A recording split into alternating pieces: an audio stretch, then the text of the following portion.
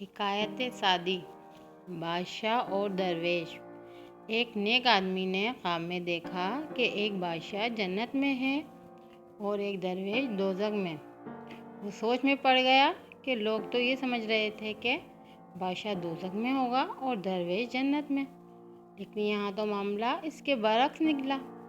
معلوم نہیں اس کا کیا سبب ہے۔ غیب سے آواز آئی، یہ بادشاہ درویشوں سے عقیدت رکھتا تھا، اس لیے بہشت میں ہے، اور اس درویش کو بادشاہوں کے تقرب کا بڑا شوق تھا، اس لیے جہنم میں ہے۔